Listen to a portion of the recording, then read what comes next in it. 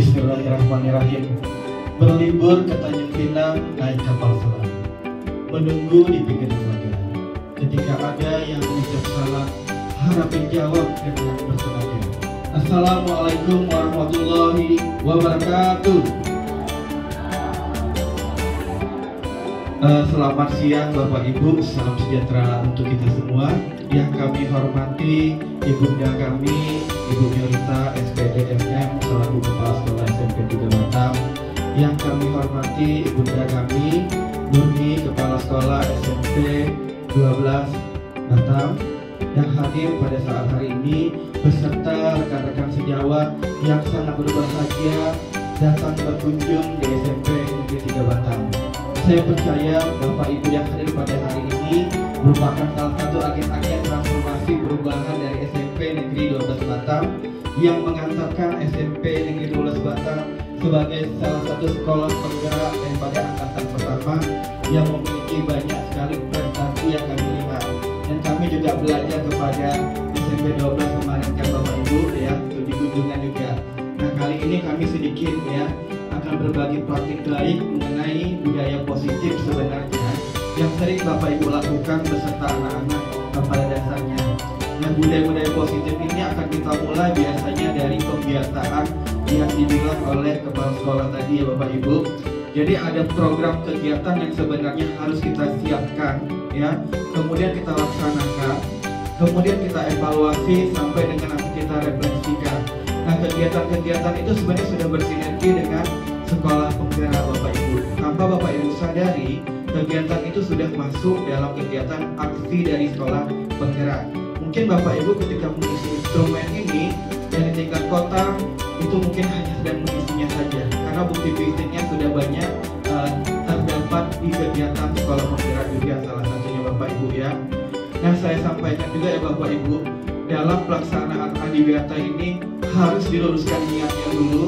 Kita harus memulainya dengan keadaan yang tulus untuk memajukan sekolah. Benar yang disampaikan Ibunda kami tadi bahwa memang tidak ada dananya. Nah bagaimana? Maka kami bisa melakukan dengan melakukan gotong royong biasanya. Dimulai dari program yang kami buat, kami sosialisasikan kepada kelas, orang tua, komite, maka akan menjadi suatu aksi nyata ketika kami berada di lapangan Bapak Ibu.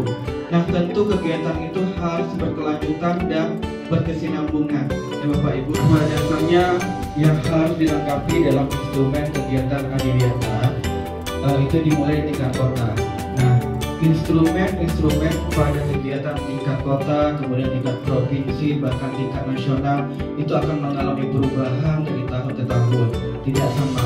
Nah pada waktu kami tingkat kota dulu, maka ada 4 komponen yang harus kami siapkan. Yang pertama itu kebijakan berbasis kurikulum. Nah ini menyangkut dengan perubahan daripada visi misi sekolah, harus mencantumkan visi yang berwawasan lingkungan, harus ada budaya lingkungan juga. Nah kemudian pelaksanaannya nanti dalam kegiatan itu yang mendukungnya adalah RKS ya, kemudian juga nanti berhubungan dengan program kerja yang akan dilaksanakan oleh kepala sekolah beserta tim-timnya.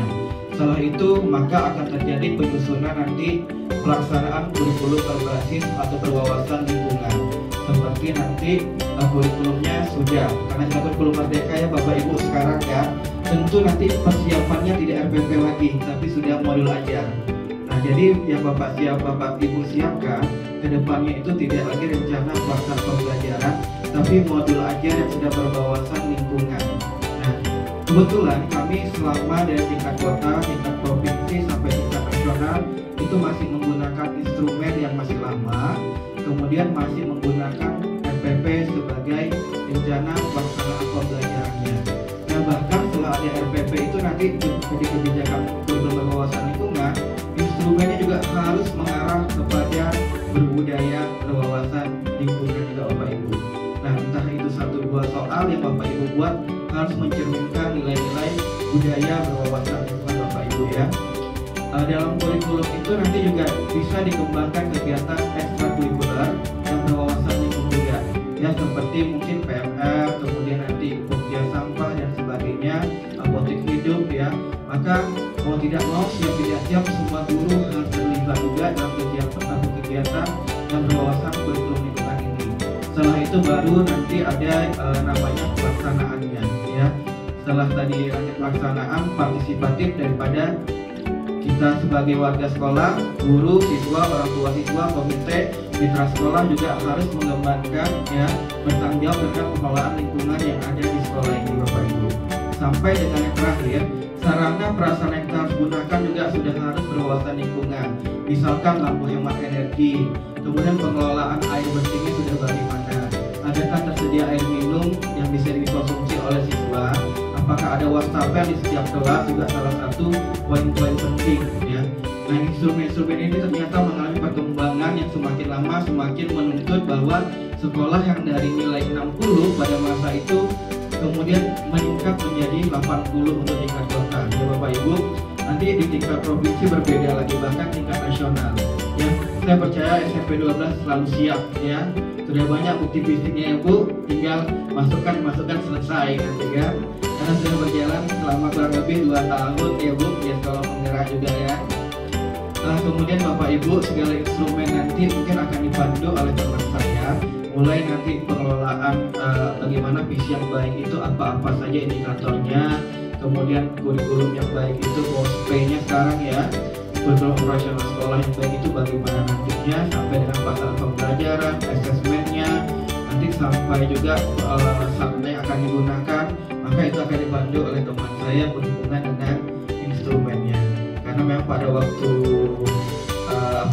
dari tahun ke tahun ini akan mengalami perubahan instrumen. Dan saya harapkan nanti mungkin ketua tim daripada Adiwiyata SMP 12 sudah bisa tergabung dengan grup yang ada di Dinas Lingkungan Hidup Bapak Ibu ya. Jadi nanti bisa meminta instrumen yang terbaru, nanti mungkin bisa disesuaikan dengan keadaan kondisi berbasis kekuatan sekolah. Jadi segala kebijakan itu apa yang dimiliki sekolah bisa jadi kekuatannya ya Bapak Ibu. Apa Bu?